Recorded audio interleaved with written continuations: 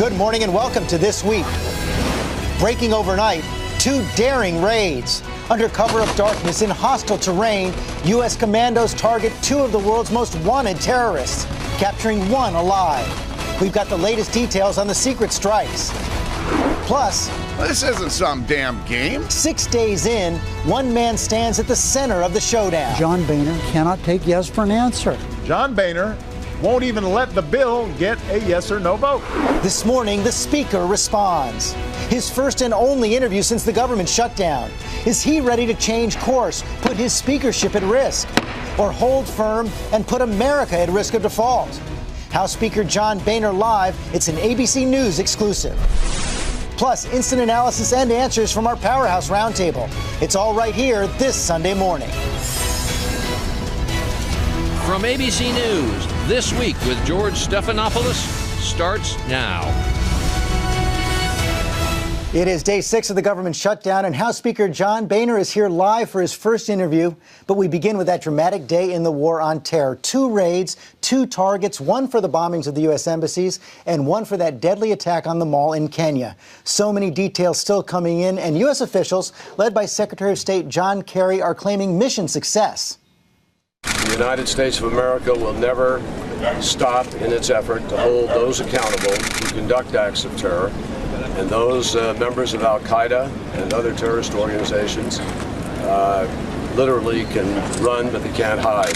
ABC's Chief Global Affairs Correspondent Martha Raddatz has been tracking all the developments. And Martha, officials claiming success, but the target of that raid in Somalia, they can't confirm what happened to him. They cannot confirm the target was dead. We don't know who the target was, but this was SEAL Team 6 going in on a raid in Somalia, south of Mogadishu. They came in from the Indian Ocean. They approached this seaside home of this target, an al-Shabaab target, opened fire, but they met much, much more resistance than they thought they would, so they had to withdraw. The SEALs withdrew. They didn't know who was in there at the time. They can't confirm it yet. They'll start talking to human intelligence. And the hope was they were going to capture this target, but they clearly didn't do that. But meanwhile, in Libya, a clean capture. A clean capture and an incredible raid right in downtown Tripoli. They went in, teams of CIA, FBI, and American troops went in and grabbed this man, Abu Anas al-Libi. He was considered the mastermind of the Kenya bombing, the U.S. Embassy bombing in Kenya. We have been looking for him for 15 years, $5 million reward on his Meantime, head. he's going to be brought back to the United States? He will be brought back to the United States to face trial. He has actually been indicted, but we believe he's on a Navy ship right now. Okay, Martha Raddatz, thanks very much. Let's get more on this now from a man who's been on raids like this, former Navy SEAL Eric Greitens. Eric, thank you for joining us this morning. As I said, you've been on raids to capture al-Qaeda leaders. You actually commanded a special operations task force based in Kenya. Take us inside an operation like this. So inside an operation like this, George, there are a couple of elements that you have to bring together. The first is really you have to get actionable intelligence. So when you're following a target like al-Libi, when you're looking at al-Shabaab, you've actually had intelligence analysts who've been watching them for years. As your intelligence picture develops, you'll begin to develop scenarios and contingency plans for actually executing an assault. In the days leading up to an assault like this, the assault teams would engage in relentless preparation, rehearsal after rehearsal, doing after-action reviews every time to learn as much as they can so that on the day of the operation, they're as prepared as possible for whatever contingencies they might face on the battlefield. Prepared, but in this operation, as we've just learned, it certainly appears that they met a little more resistance than they expected, had to call in reinforcements.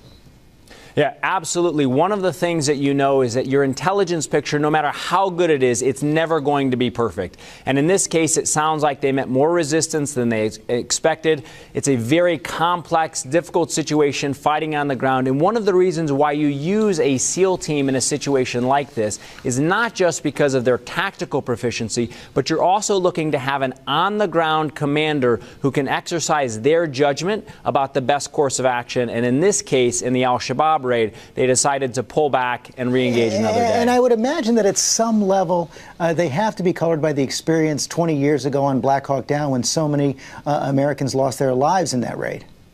That's exactly right, George. 20 years ago, we had that raid in Mogadishu. And one of the things that goes into every raid, every planning, is you assess the risk.